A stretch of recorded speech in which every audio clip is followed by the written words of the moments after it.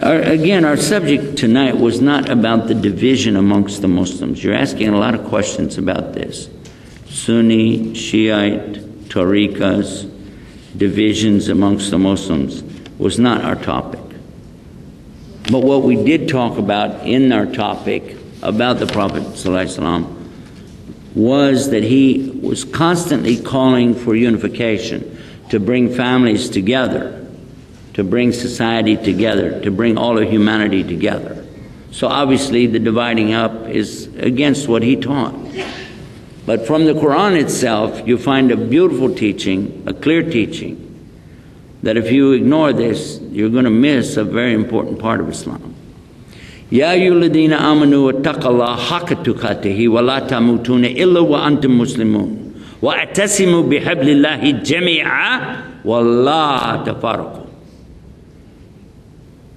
This first part you've heard in the Jummah khutbah probably every single week.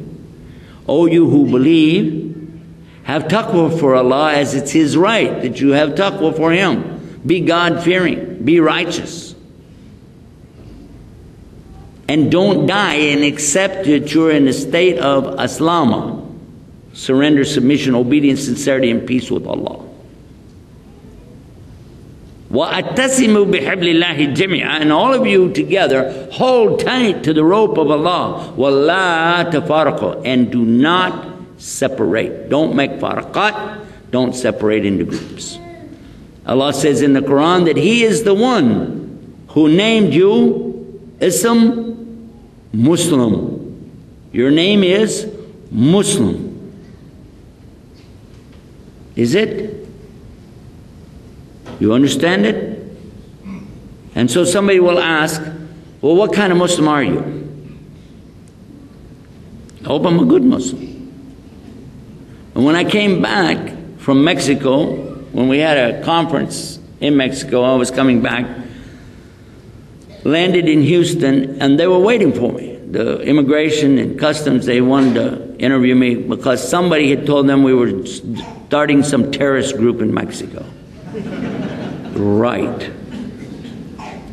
But you know, this, and who did this was a Muslim, by the way.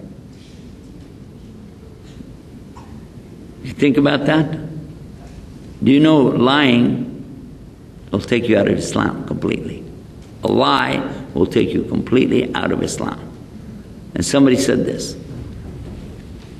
from a particular group.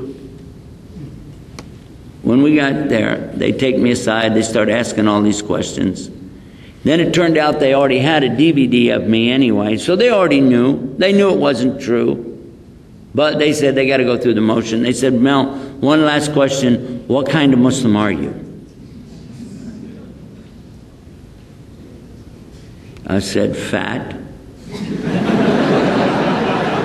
But I'm trying to lose weight.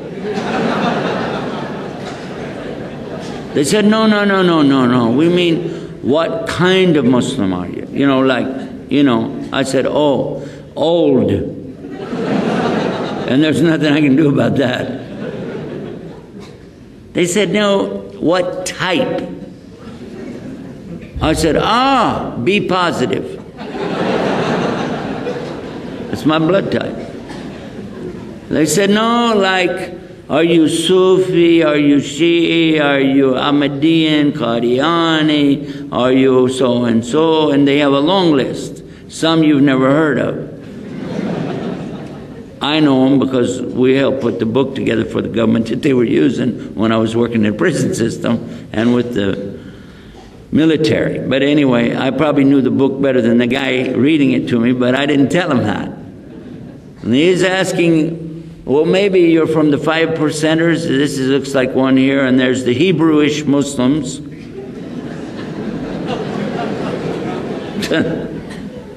It's real, they got that. Noble Drew Ali Muslims, the Bilalian Muslims, the Moorish Science Temple Muslims, and finally I realized I'm going to be here all day, you know? So I said, okay, I'm a Christian Muslim. He said, whoa, I don't find that one. I said, I was a Christian, I became a Muslim. He said, okay, you can go.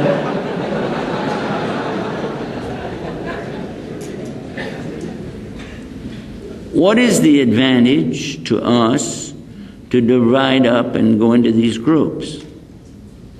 Well, one of the things immediately we can say, well, we're better than those guys. There you go, right away. We are on the right way. They're not. We are better than them. Okay. Now we just joined who? Iblis. Exactly. And he convinces each group that they're right. He always does that. And he will show you. By the way, Iblis is not stupid. He's disobedient. He tricked your father Adam, and he's tried to trick every single human being since. And you don't think he knows about Islam? He knows more about the Sharia than you do, because he's helped people break every single part of it. So when he comes to these guys, especially the wannabe leaders, and starts telling them, break off, start your own group, you're the right one, you're the good guy, almost like the Mahdi, the chosen one. Oh, you need to lead the people, tell them what you know. Oh, you have this big, oh, look at you, you know everything, tell them. And then they bring the hadith. But they always give the wrong interpretation. Starting with the hadith, Adin al-Nasiha. How many of you heard this one before? Raise your hand. Adin al-Nasiha. The religion is advice. Islam is advice. And right away when you hear this, they're going to do what? Brother, Adin al-Nasiha. I have to tell you, your beard is too short. Your dress is too long. Your miswak is too fat. You came in the masjid on the left foot. Brother, Adin al-Nasiha.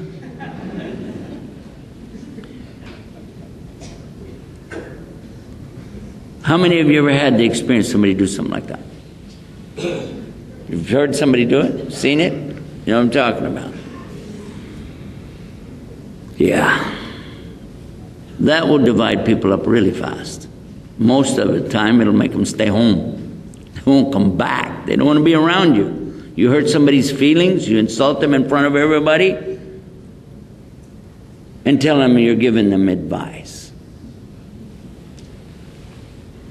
The reason that I'm making a point of this hadith is because the person saying it almost always doesn't have a clue what he's talking about.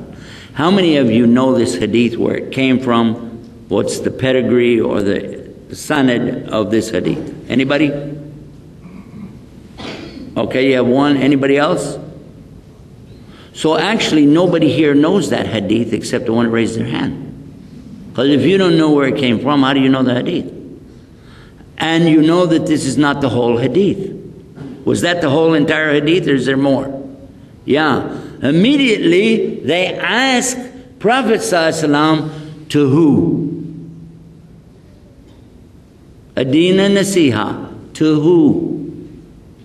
The answer, Allah, His book, His messenger, and the people in authority over you, and the general public. 5 are mentioned.